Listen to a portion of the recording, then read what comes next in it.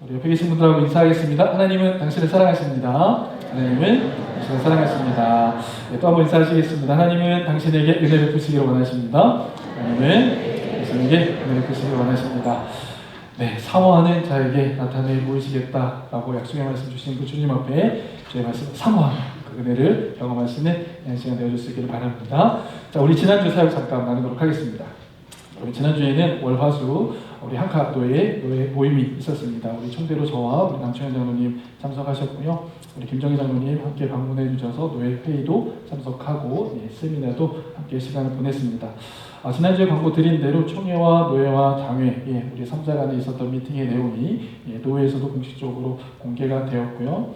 2차 투표가 잘 마무리 되면 교회는 자체적으로 해산하고 남는 교인이 없이 첫째는 떠나는 교회와 함께 또는 PCG 교단에 따른 교회로 아니면 완전히 다른 교단으로 가는 세 가지 선택지가 있다. 그건 개인의 선택이지만 우리 갈릴리 교회는 모두가 함께 한 마음으로 주의 뜻을 이루어가기를 소원하고 기도하고 있습니다. 그래서 함께 기도해 주시기를 바랍니다. 그리고 초원 모임이 있었는데요. 초원 모임에 사진을 찍지 못해서 3차원 모임이었는데 또 말씀 함께 나누고 기도하는 그런 시간 가졌습니다. 그리고 개인적인 사역이었는데요. 지난주에는 제가 이제 섬기는 학교에서 파워, 체인지, 그리고 컴플리트라고 하는 주제로 이제 강의가 있었습니다. 한 주간 인텐시브로 하는 강의였는데요. 특별히 컴플리트라고 하는 교회 내 갈등과 관련된 이제 이야기를 강의로 준비하면서 나누면서 제 개인적으로 굉장히 유익한 시간이 되었습니다. 교회 내에 왜 갈등이 발생하는가, 또 초대교회에 그 발생한 갈등들이 어떻게 해결되었는지를 함께 공부하고 나누는 시간이 되어졌는데요. 가능하다면 우리 리더십들과 한명 나중에 이 주제를 함께 나누면서 교회를 더 건강하게 세워갈 수 있도록 함께 힘을 모으는 시간 되기를 준비해 보겠습니다. 교회에는 갈등이 있지만 그 갈등은 잘 교회를 성장하는 기회가 되어진다라는 주제가 되어집니다. 학교 사역에서 함께 기도해 주시고요. 또 이번 학기서부터 우리 김사 목사님께서 TA로 같이 이제 섬겨 주십니다. 티칭 어시스턴트인데요. 영어 또 통역도 해주시고 하는 사역에 함께 해주십니다. 우리 교육자들이 교회 사역도 함께 하지만 또 외부 사역도 감당하는 데 위해서 기도해 주시기를 바랍니다. 말씀 나누도록 하겠습니다. 우리는 계속해서 호람되어라는 주제로 함께 말씀 나누고 있습니다. 여호와 앞에서 행한다는 것은 무엇인가? 바울의 자기 고백의 설교의 메시지를 가지고 우리 함께 몇 가지를 나누었는데 세 가지 정리해봤습니다. 첫 번째는 모든 겸손으로 믿음생활, 신앙생활 하는 것이 여호와 앞에서 신앙생활 하는 것이다. 두 번째는 눈물, 그리고 세 번째는 순종이었습니다.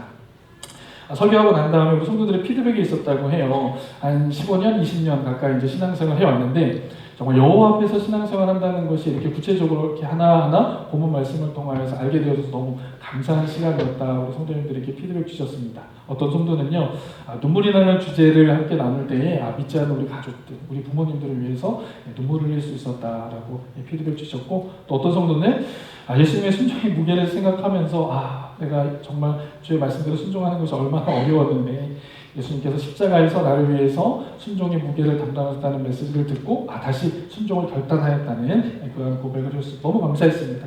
그래서 그 성도들을 위해서 함께 기도했을 때 옥토와 같은 마음밭에 뿌려진 그 씨앗이 열매 맺기 위해서 기도했고, 또 오늘도 우리에게 주시는 그 말씀을 통하여서 여러분들의 심령이 옥토와 같은 마음이 되어져서 그 말씀대로 열매 맺는 우리 성도들이 되어질 수 있기를 소원하고 기도하며 함께 말씀 나누도록 하겠습니다. 자, 오늘은 코람데오 신앙의 네 번째 주제인데요. 이 네 번째 주제를 다루는 동안에 주님께서 저와 여러분들을 향한 주의 음성 듣게 되시길 바랍니다.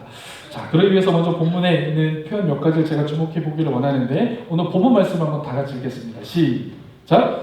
내가 달려갈 길과 주 예수께 받은 사명, 곧 하나님의 은혜의 복음을 증거하는 일을 마치려면 나의 생명조차 조금도 귀한 것으로 여기지 아니하노라. 아멘. 자, 저는 오늘 본문 말씀에서 두 가지에 주목을 해보고 싶습니다. 첫 번째는 내가 달려갈 길과. 그럼 바울은요, 자신의 삶을 달리기 경주에 비유하고 있음을 보게 됩니다. 바울은요, 자신의 삶을 하나님이 정해주신 경주 코스를 완주하는 과정으로 지금 이해하고 있다는 것을 우리는 알게 되어지죠. 바울은 이러한 표현을 여러 군데에서 사용했습니다. 디모데후서 4장 7절의 말씀을 보니까 나는 선한 싸움을 싸우고 달려갈 길을 마쳤다. 이렇게 표현하고, 고린도서 9장 24절에 있는 말씀에도 보면 운동장에서 다름질하는 자들이 다 달아날지라도 오직 상을 얻는 사람은 한 사람인 줄을 너희가 알지 못하느냐. 너희도 상을 받도록 어떻게 하라? 이와 같이 다름질하라. 자, 바울이 이 비유를 헌신과 인내로 강조하고 있지만 동시에요, 목표를 향해 우리 믿음의 사람들은 끊임없이 전진해야 된다는 사실을 우리에게 말씀해 주고 있습니다. 여러분, 우리는요 여기서 우리의 경주를 한번 돌아볼 필요가 있습니다. 나는 지금 어떤 경주를 하고 있는가? 나는 무엇을 위해 지금 달려가고 있는가를 여러분 한번 스스로 점검해 볼 수 있기를 바랍니다. 여전히 나의 만족과 유익을 위해 달려가고 있는가? 아니면 하나님의 나라와 하나님의 뜻을 위하여 하나님의 뜻을 구하며 영광을 구하며 달려가고 있는가? 우리 신앙을 한번 점검해 볼 수 있기를 바랍니다. 여러분, 우리의 신앙은, 우리의 인생은 단 한 번뿐이잖아요. 이 단 한 번뿐인 인생에 우리가 무엇을 위해서 지금 달려가고 있고 경주하고 있는지를 우리 한번 돌아볼 수 있는 저와 여러분 되어줄 수 있기를 바랍니다. 또 오늘 본 말씀 가운데 제가 집중하고 싶은 표현은 이 표현인데요, 주 예수께 받은 사명이라는 표현이 있습니다. 바울은요 주 예수로부터 받은 사명이 있다고 이야기해주고 있어요. 이 사명은 단순히 직업이 아니죠. 이 사명은 무엇을 의미합니까? 그의 삶의 목적, 목표를 의미합니다. 바울은 내가 받은 사명이 누구로부터 받았다고 이야기했습니까? 주님으로부터 받은 사명이에요. 하나님으로부터 주어진 사명이라는 걸 말합니다. 이 사명의 내용은 무엇이었습니까? 하나님의 은혜의 복음. 바울은 이 은혜의 복음을 증거하는 일에 있어서는 자기의 생명조차도 귀한 것으로 여기지 않겠다, 하찮게 내려놓고 주님의 뜻을 위하여 나아갈 수 있다라고 이야기합니다. 그럼 여기서 생명이라는 표현은요 그냥 단순히 우리 생물학적인 생명을 의미하는 것이 아니에요. 여기의 생명은 내 소유와 욕심까지도, 욕망까지도, 그리고 내 안전까지도 다 내려놓고 하나님의 은혜의 복음을 증거하는 일을 위해서는 다 내려놓을 수 있다라고 이야기하는 겁니다. 사랑하는 성도 여러분, 우리는 여기서 호람대의 신앙의 100번째 키워드 발견하게 됩니다. 그것은 무엇입니까? 사명. 하나님이 우리를 특별하게 부르신 성도로서의 사명을 우리는 발견하게 되어지는 것입니다. 하나님의 나라와 하나님의 뜻을 이루기 위하여서 성도는 하나님의 사명을 따라 살아가게 되어진다. 그것이 바로 호람대의 신앙이다라고 이야기하는 겁니다. 여러분, 간절히 바라고 소원하는 것은요, 사도 바울처럼 여러분 각자에게 주신 사명을 다시 한번 깨닫고, 또 이전에 우리에게 허락하신 그 사명의 부르심이 있었다면 다시 한번 붙들고 끝까지 믿음의 경주를 감당하며 나아가실 수 있는 저와 여러분 되어주시길 바라요. 자, 그렇다면 주님께서 우리에게 주신 사명이 무엇인지 제가 오늘 세 가지를 말씀드리기 원하는데요, 이 세 가지의 마음이 다시 한번 여러분들한테 불릴 듯 일어나고 그 사명을 붙들고 믿음의 경주, 믿음의 걸음 함께 걷기를 원합니다. 자, 첫 번째는 무엇인가? 우리 성도에게 주신 사명, 믿음을 따라 살아가는 성도에 주신 사명은 이것입니다. 첫 번째, 증거자라고 하는 거예요. 주님께서 우리에게 주신 첫 번째 사명은 무엇인가? 증거자입니다. 먼저 주님은 바울같이 우리 성도들에게도 복음을 증거하라고 하시는 사명을 주셨어요. 자, 마가복음 16장 15절에 있는 말씀 한번 읽어보실까요? 시작! 또 이르시되 너희는 온 천하에 다니며 만민에게 복음을 전파하라. 이거는 저와 여러분들에게 주신 말씀입니다. 자, 주님을 따르기로 결정한, 또 주의 복음을 경험한 우리는 어떠한 사명을 갖는가? 이와 같이 복음을 만민에게 증거해야 할 사명을 받습니다. 디모데후서 4장 2절 말씀 읽어보실까요? 시작! 너는 말씀을 전파하라. 때를 얻든지 못 얻든지 항상 힘쓰라. 바울에게 가장 귀하게 여겨졌던, 아들과 같이 여겨졌던 디모데에게 이야기하는, 너는 하나님의 말씀을, 복음을 때를 얻든지 못 얻든지 증거하라. 오늘 저와 여러분들에게, 하나님의 자녀된 저와 여러분들에게도 말씀하십니다. 뭐라고 말씀하십니까? 여러분들 하나님의 말씀, 복음을 증거하십시오. 때를 얻든지 못 얻든지 그 복음을 증거하는 삶을 사십시오. 그것이 우리에게 주어진 사명입니다. 여러분, 복음이 무엇이죠? 복음. 제가 아까 우리 봉사자님들 우리 전사님한테 복음이 무엇입니까? 라고 물었더니 전사님께서 유한겔리온이요. 네, 헬라어로 유한겔리온. 기쁨의 소식. 예, 좋은 소식이었습니다. 만약에 대답을 못하셨다면 저희 교회에서 사역 못하죠. 복음은 헬라어로 유한겔리온입니다. 이 유한겔리온은 무엇인가? 기쁜 소식이에요. 예, 행복한 소식, 감사의 소식입니다. 근데 여러분, 이것이 기쁨의 소식이 되어줄 수 있는 이유가 무엇입니까? 그 복음은 누구로부터 시작되고 누구로부터 완성되어진가? 예수 그리스도로부터 완성되어지기 때문에. 그래서 그 복음은 바로 예수 그리스도로부터 시작되어지는 소식입니다. 그래서 기쁨의 소식이 되어지죠. 자, 이 복음에는 네 가지의 사실이 반드시 들어가야 돼요. 이 네 가지 사실 때문에 그것이 기쁨의 소식이 됩니다. 여러분, 우리가 증거해야 될 이 내용이 네 가지인데 우리 함께 나누면서 이 복음의 내용이 무엇인지, 그리고 그것이 어째서 우리에게 기쁨의 소식이 되는지 함께 나누기 원합니다.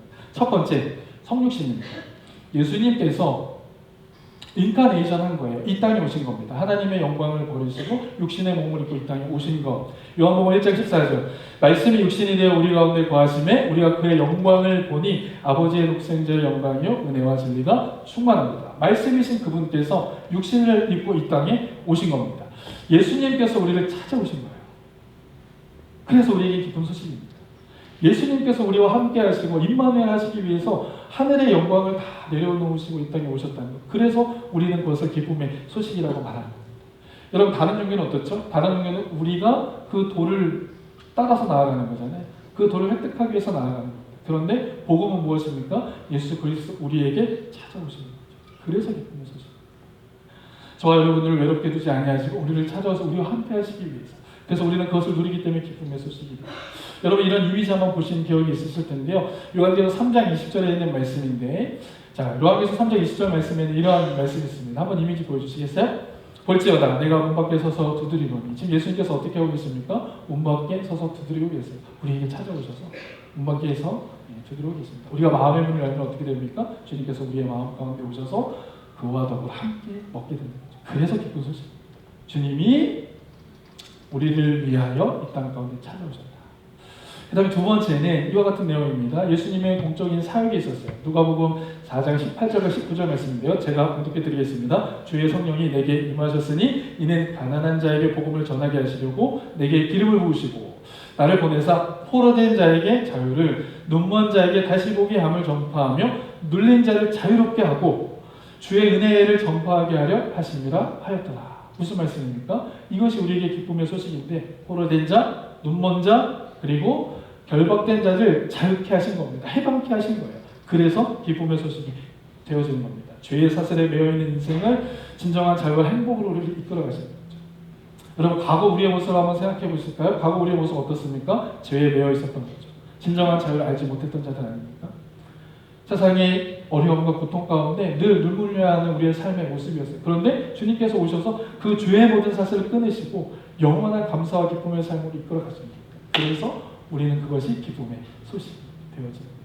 세 번째, 죽음과 부활입니다. 그 예수 그리스도의 십자가의 죽으심, 우리의 죄가를 해결하시기 위해서 당신의 생명을 내어서 그 죄를 해결하신 것, 이와 같은 기쁨이 어디 있습니까? 세상의 그 어떤 곳으로도 해결받을 수 없는 그 죄의 문제를 예수님께서 친히 십자가에서 죽으시고 그 보혈을 흘려주셔서 우리가 그 보혈로 말미암아 새로운 생명을 얻게 하신 것, 그것이 바로 우리에게는 기쁨의 소식이 된다는 겁니다. 마태복음 20장 28절, 인자가 온 곳은 자기의 목숨을 많은 사람들의 대속을 주시기 위함입니다. 요한복음 11장 25절에 있는 말씀 뭐라고 말씀합니까? 예수께서 이르시되 나는 부활이요 생명이니 나를 믿는 자는 죽어도 살겠고 살아서 나를 믿는 자는 영원히 죽지 아니하리라. 죄의 문제를 해결하시기 위해서 죽으신 그 주님은 자신에게는 죄가 없으셨기 때문에 어떻게 하셨습니까? 부활하셨죠. 그 부활은 우리의 첫 열매가 돼서 우리도 부활의 신앙을 소망할 수 있게 되어진 겁니다. 우리도 다시 부활할 것이라고 하는 이 소식이 우리에게 기쁨의 소식이 되어지는 줄 믿습니다. 그러면 네 번째는 무엇일까요? 그분의 다시 오심입니다. 자, 요한복음 14장 3절 말씀에는 이렇게 말씀하고 있어요. 가서 너희를 위하여 거처를 예비하면 내가 다시 와서 너희를 내게로 용접하여 나 있는 곳에 너희도 있게 하려 하십니다. 아멘. 주님께서 그곳에서 누구의 집을 예비하고 계시는 것입니까? 저와 여러분들의 집을 예비하고 계시는 거예요. 그 천국에 저와 여러분들의 집을 주님께서 예비하셨고 다시 오신다는 겁니다. 저는 이 말씀이 굉장히 위로가 되거든요. 왜냐하면 저는 이 밴쿠버 땅에 집이 없기 때문에 하나님의 나라의 그 천국이 주님께서 나를 위해 예비된 집이 있다. 얼마나 큰 소망입니다. 기쁨의 소식인 거죠. 이것이 바로 복음의 내용이에요. 이것이 바로 복음의 능력입니다. 여러분, 이 복음의 능력을 알았던 사도 바울이요, 오늘 로마서 1장 16절 말씀에 보면은 이렇게 말씀하고 있어요. 내가 복음을 부끄러워하지 아니하노니. 이 복음 모든 믿는 자의 구원을 주신 하나님의 능력이 됩니다. 그래서 나는 유대인에게나 헬라인에게나 이 복음을 담대히 증거한다라고 이야기하고 있습니다.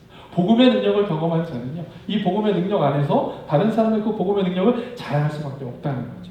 에스겔 선지자 한번 보시겠어요? 에스겔 선지자 하나님의 말씀을 경험했습니다. 복음의 은혜의 능력을 경험했어요. 그러니까 그가 하는 말은 이와 같이 말합니다. 우리 한번 다 같이 읽어보실까요? 에스겔서 20장 9절 한번 다 같이 읽겠습니다. 시작. 내가 다시는 여호와를 선포하지 아니하며 그의 이름으로 말하지 아니하리라 하며 나의 마음이 불붙는 것 같아서 골수에 사무치니 답답해서 견딜 수가 없다라는 겁니다. 하나님의 말씀 복음을 경험하면 이것을 전하고 싶어서 답답하다는 거예요. 어느 순간인지 하나님의 은혜를 기쁨의 소식을 전할 수밖에 없다라고 이야기해주고 있습니다. 마찬가지로 주님은 저와 여러분들의 이런 마음을 부어주시는 분이신 줄 믿습니다. 복음을 경험한 자들은요, 이 복음을 증거하려고 하는 그런 마음으로 이 땅을 살아갈 수 있게 되어진다는 사실이죠. 그럼 여러분, 우리는 이런 질문 해볼 수 있을 것 같아요. 그러면 복음을 증거한다고 할 때는 우리가 어떻게 하면 복음을 증거하는 것일까? 물론 말과 글로 복음을 증거할 수 있습니다. 그런데요, 제가 오늘 여러분들과 나누고 싶은 것은 복음을 증거할 수 있는 방법은 이겁니다. 여러분, 세상과 우리의 삶이 거리가 멀면 멀수록 그것은 바로 복음을 증거하는 행위가 되어진다는 거예요. 세상은 자기의 만족과 자기의 유익을 위해서 가지고, 우리는 하나님의 나라와 영광을 위해 살아가는 그 거리만큼, 벌어지는 것만큼 우리는 복음을 증거하는 삶을 살아갈 수 있다는 것입니다. 저 사람은 왜 저렇게 살아갈까? 저렇게 왜 희생하고 아픔의 길로 가는 걸까? 그걸 드러내는 것만큼 우리는 복음을 증거하는 삶이 되어진다는 사실. 여러분, 옆에 계신 분들하고 한번 축복하시면서 이야기해 주겠어요? 고난의 길로 함께 걸어갑시다. 시작. 그 고난의 길로 가는 걸 보면요, 세상의 사람들은 왜 저렇게 하지 않았는데 왜 저렇게 가지? 그러면서 그 차이만큼 세상의 사람들은 복음을 경험하게 되어지는 줄 믿습니다. 내가 믿음의 길을 걸어가는 것만큼, 그 간격이 벌어지는 것만큼 우리는 그 복음을 증거하는 삶을 살아가게 되어진다는 거죠. 자, 찬송가 5장 5절 말씀 한번 보실까요? 온 세상 위하여 나 복음 전하리, 저 죄인 회개하고서 주 예수 믿으라. 이 세상 구하려 주 돌아가신 것 나 증거하지 않으면 그 사람 모른다. 무슨 말입니까? 그 복음을 증거해야만 그 주님을 향한 그 주님의 사랑이 깊어진다는 거.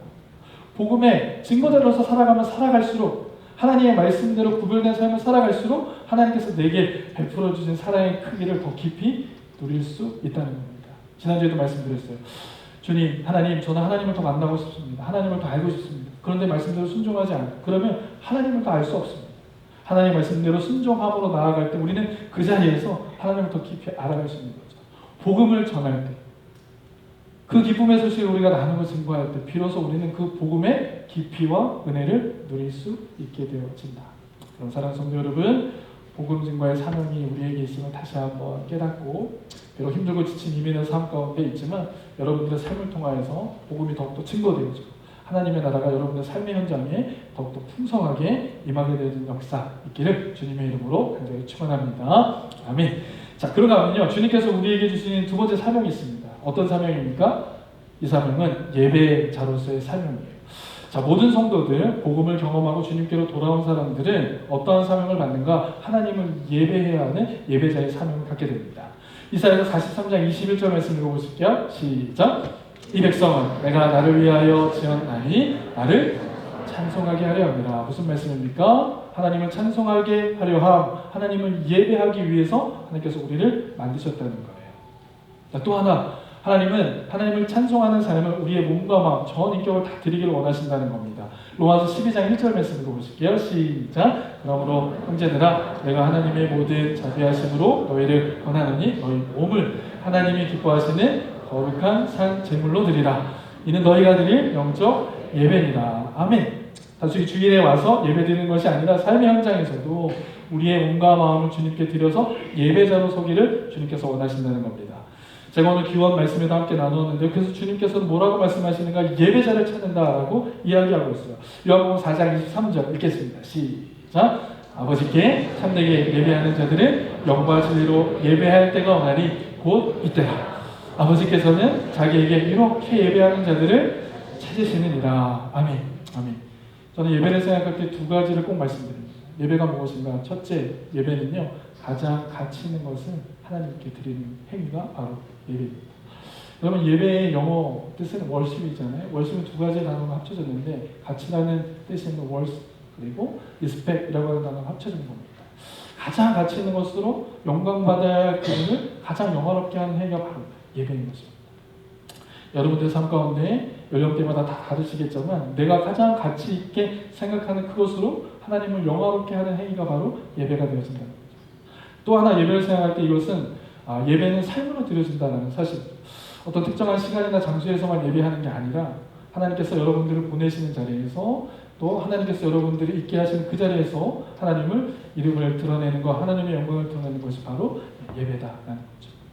감사한 것은요, 오늘 예배 후에 우리 청년들이 구제 사역을 나간다는 이야기를 들었습니다. 너무 감사한 것 같아요. 우리 헤스팅스에 있는 우리 스트릿피플들을 섬기는 사역으로, 그래서 겨울에 우리 스트릿피플들이 너무 힘드니까 그들 방학 용품들을 이제 이렇게 나누는 그런 사역을 한다고 합니다.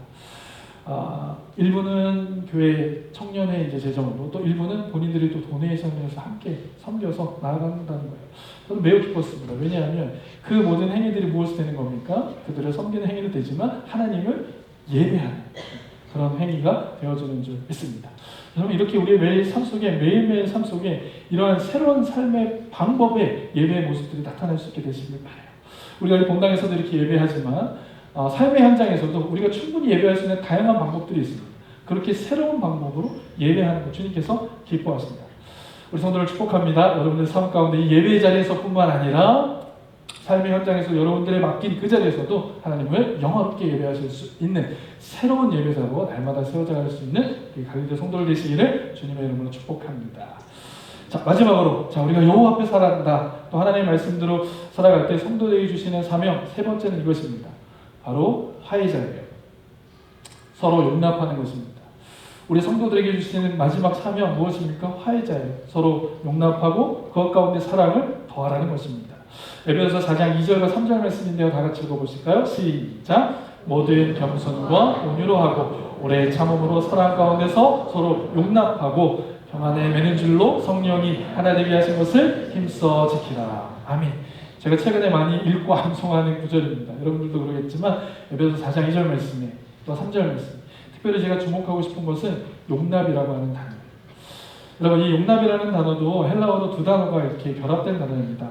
무엇 위에라고 하는 아나라는 단어와 그리고 받아낸다, 또 올려놓는다 라고 하는 에코라고 하는 단어가 합쳐진 단어입니다. 무슨 의미인가? 자신의 어깨 위에 무엇인가를 올려놓는 거예요. 받아내는 겁니다. 자, 이 용납이라는 것은 무엇인가 하면 다른 사람과 나와 생각의 차이가 있을 수 있고 또 믿음의 차이가 있을 수 있는데 그 차이를 충분히 어깨 위에 받아내는 거예요. 이게 바로 용납이라는 거예요. 주님께서 우리에게 원하시는 삶의 모습, 바로 다른 사람과 나와의 이러한 차이가 있다면 그것을 용납하는 자가 되라라고 우리에게 말씀해주고 있는 거죠. 여러분, 이 시대의 흐름을 한번 보실까요? 이 시대의 흐름 가운데에, 이 시력 가운데에 상실된 많은 부분들이 있지만 무엇을 상실하고 있습니까? 이 용납이라고 하는 이러한 예수 그리스도의 덕목이 상실되어지고 있는 것을 보게 돼요. 그래서 어떻게 됩니까? 극렬하게 갈라지는 것을 보게 되죠. 아무리 건강한 의견도, 아무리 좋은 주장이라 할지라도 저 사람은 내가 마음에 안 들고 저 그룹은 내가 마음에 안 들어. 그럼 어떻게 됩니까? 그것을 안 받아내는 거예요. 용납하지 않는 겁니다. 이러한 시류가 어디에도 들어오고 있어요? 교회 안에도 들어오고 있습니다. 가정 안에도 들어오는 것을 보게 되죠. 근데 주님께서 우리에게 뭐라고 말씀하신 겁니까? 너희는 용납하라. 그 생각과 차이를 어깨 위에 올려놓으라. 상대방의 존재 자체를 어깨 위에 올려놓으라는 겁니다. 서로 용납하라는 거죠. 제가 설교를 준비하면서 이것도 어려운데 주님께서 그 다음에 주시는 말씀은 더 어려운 얘기가 있어요. 골로새서 3장 13절 14절 읽어보실까요? 시작! 누가 누구에게 불만이 있거든 서로 용납하여 피차 용서하되 주께서 너희를 용서하신 것 같이 너희도 그리하고 이 모든 것 위에 사랑을 더하라. 이는 온전하게 매는 띠니라. 아멘. 여러분, 용납하는 것뿐만 아니라 그 위에 무엇을 더하라? 사랑을 더하라. 그래서 이 모든 일에 온전함을 이루어가는, 건강함을 이루어가는 그 공동체를 세워가라 주님께서 우리에게 말씀해주고 있습니다. 사랑하는 성도 여러분, 오늘 이 말씀을 듣는 중에 혹 여러분들의 마음 가운데 용납하기 어려웠던 분들이 계시다면 이 말씀으로 다시 한번 힘과 용기를 얻게 되시기를 바랍니다. 주님께서 우리에게 이렇게 말씀하시는 그 존재 자체를 우리 어깨 위에 올려놓고 함께 하나님의 나라를 향하여 달려가자는 겁니다. 여러분, 서로 사랑을 더함으로 용납함으로 그 뜻을 우리 모두가 이루어 가십니다. 그래서 우리에게 맡겨주신 그 사명을 잘 감당해 나아가시는 우리 갈릴리 성도들 되어줄 수 있기를 그리스도의 이름으로 간절히 축원합니다. 여러분, 말씀 정리하실까요? 자, 주님께서 우리에게 주신 사명이 있습니다. 성도들에게 주신 세 가지 사명이 있었잖아요. 어떤 게 있었습니까? 첫 번째는 말씀 정리하겠습니다. 첫 번째는 무엇이었습니까? 증거자. 무엇을 증거합니까? 복음, 그 기쁨의 소식. 주님께서 우리를 이 땅에 오시고 우리를 위하여 자유함을 선포하시고 또 십자가 부활의 사건을 통하여서 우리에게 복음의 메시지를 주시고 하나님의 나라의 천국을 소유하게 하십니다. 두 번째, 예배자입니다. 예배 공간뿐만 아니라 우리 삶의 현장에서도 예배합니다. 그것을 우리에게 삶으로 주셨다. 세 번째, 화해자입니다. 서로를 용납하고 사랑을 더하는 것. 우리에게 주님께서 주신 말씀입니다. 여러분 앞에 스크린을 한번 잘 보시겠어요? 그런데 보니까 증거자는 선교예요. 예배자는 섬김입니다. 화해자는 무엇입니까? 교제죠. 이 모습 어떤 모습이에요? 교회의 모습입니다. 주님께서 우리에게 원하시는 부르심과 사명은 무엇입니까? 여러분 교회로 살고 교회로 살아내십시오. 증거자로 살고 예배자로 살고 화해자로 살라는 것은 이 땅에서 주님께서 그렇게 소망하고 그 교회로 살라는 겁니다. 주님께서는 우리를 향한 그 교회에 대한 소망이 있어요. 여러분 한 분 한 분에 대한 그 교회에 대한 소망이 있어요. 그래서 이 증거자로서 예배자로서 화해자로서 그 사명을 감당할 때 우리는 그 교회로 부르신 부르심에 합당한 삶을 살게 되어지는 줄 믿습니다. 여러분의 삶 가운데 교회로 부르신 그 주님의 뜻을 따라서 교회로 살아가는 저와 여러분 되어줄 수 있기를 그리스도 이름으로 간절히 축원합니다. 오늘 주신 말씀 기억하며 우리 함께 찬양으로 나아가도록 하겠습니다.